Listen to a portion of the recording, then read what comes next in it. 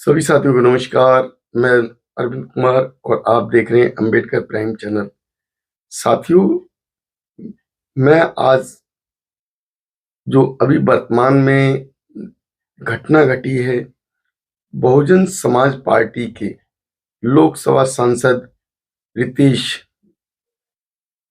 जो कि छोड़कर भाजपा में शामिल हो गए हैं, तो मैं आप लोगों से कहना चाहता हूं, आप लोगों से बात करना चाहता हूं, क्या ये पहली बार घटना घटी है कि किसी पार्टी का कोई सांसद दूसरी पार्टी के अंदर चला गया है, दूसरी पार्टी में शामिल कर लिया है, उसने अपनी पार्टी छोड़ दी है।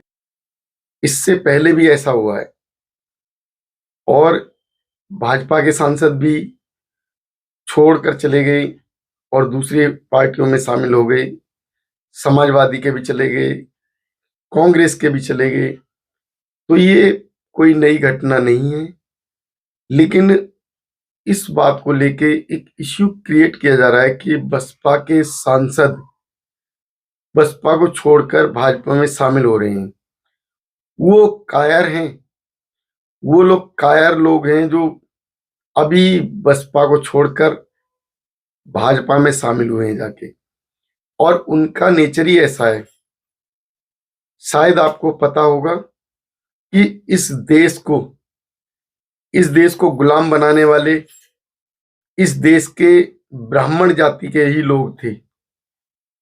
उन लोगों ने ही दूसरे देश के लोगों को भारत पर आक्रमण करने के लिए आमंत्रित किया था और देश को गुलाम बनाया, और गुलाम बनाकर इस देश पर सत्ता हासिल की। सत्ता हासिल करके उन्होंने अपना वर्चस्व कायम किया और जो गरीब थे उन्हें निम्न जातियों में बांट दिया। उन्हें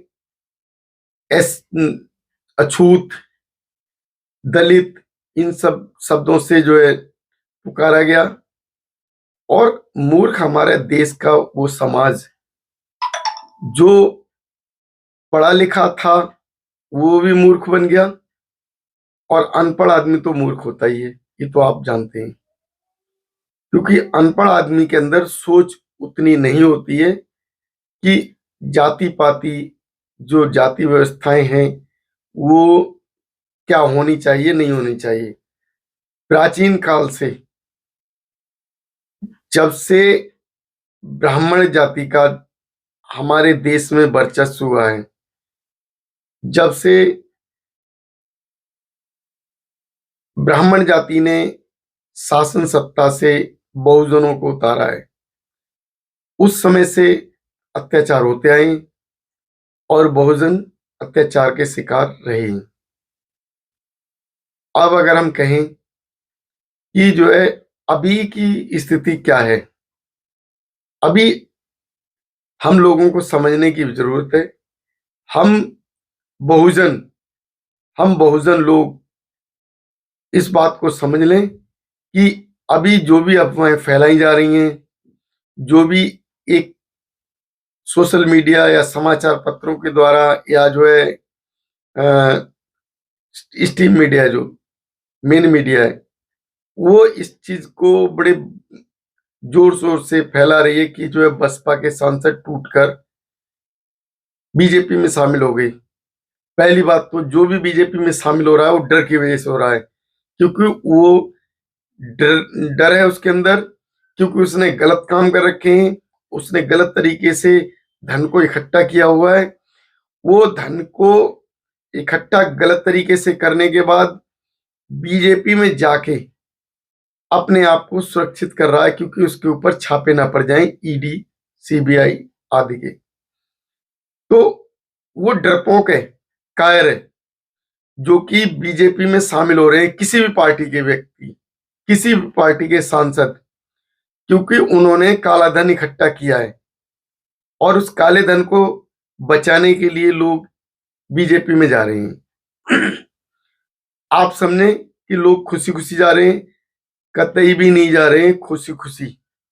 जैसा कि हम समाज में बात करते हैं, लोगों से बातचीत होती है, उसमें कुछ उच्च जातियों के लोग भी इस चीज का जो है विरोध करते हैं। वो कहते हैं, सच्चाई कह देते हैं कि जो भी व्यक्ति इस समय भाजपा में जा रहा है वो डर की वजह से जा रहा है। अब आप सोचिए, क्या भाजपा इस लायक काम कर रही है जो कि शासन सत्ता में वापसी कर पाए? नहीं कर रही है। बीजेपी सरकार के चारों तरफ जो है भंडाफोड़ हो रहे हैं, चारों तरफ बीजेपी के शासन सत्ता की बुराइयां हो रही हैं। बीजेपी शासन के समय में क्या क्या ऐसे काम किए गए जो कि आप लोगों को अच्छे लगते हैं, सोच के देखिए।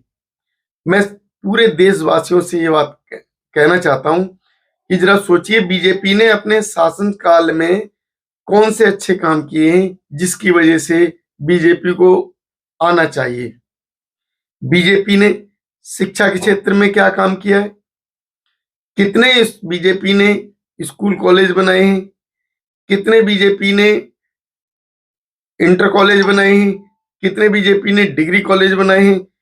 और कितने मेडिकल कॉलेज बनाए हैं? कितने इंजीनियरिंग कॉलेज बनाए हैं?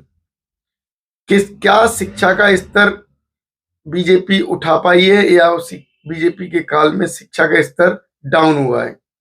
ये सोचने का विषय बनता है। तो अभी की जो स्थिति है वो किसी भी तरीके से आप देखें, रोजगार के लिए बीजेपी ने रोजगार के लिए किसी तरीके से कोई काम नहीं किया। चारों ही तरफ बेरोजगारी फैली हुई है। शासन सत्ता 10 साल हो गए मोदी को संभाले हुए। मोदी ने अपने शासनकाल में जो वादे किए थे, 3.5 करोड़ रोजगार देने का, 3.5 करोड़ लोगों को रोजगार देने का, वो कहीं से कहीं तक पूरा नहीं हुआ। वो 3.5 करोड़ सालाना उन्होंने रोजगार क्रिएट करने के लिए कहा था, इस देश की बेरोजगारी को खत्म करने के लिए। लेकिन जो मोदी ने जो काम किए हैं वो कहीं से कहीं तक जनता के फेवर नहीं किए। मोदी के शासनकाल में शिक्षित व्यक्ति जो है वो परेशान। मोदी के काल में शिक्षा के लिए स्टूडेंट वो परेशान। शिक्षा लेने के बाद जो रोजगार के लिए यंग बच्चे आते हैं वो परेशान। शिक्षा के बाद जब रोजगार नहीं मिलता है तो अगर वो इसके लिए स्ट्राइक करते हैं, आंदोलन करते हैं, तो उन पे अत्याचार किया जाता है, वो परेशान। उसके बाद बीजेपी के शासनकाल में सबसे जो घिनौना काम हो रहा है वो रेपिस्टों का बचाव। किसी भी तरीके से मोदी सरकार जनता के फेवर में काम नहीं कर रही है, जनता विरोधी काम कर रही है। और जनता के विरोध में जो सरकार काम करे उसे शासन सत्ता में रहने का हक है क्या? ये आप लोगों से मैं पूछता हूं, यदि आपके परिवार का कोई बच्चा अगर परिवार के विरोध में काम करने लगे तो क्या परिवार उसे पसंद करेगा? क्या कोई बच्चा परिवार के जो धन को बर्बाद करने लगे तो क्या परिवार उस व्यक्ति को, उस बच्चे को पसंद करेगा? कोई परिवार का बच्चा अगर गलत रास्ते पे चलने लगे और उसके कंप्लेंट घर में आने लगे तो क्या परिवार उस बच्चे को पसंद करेगा?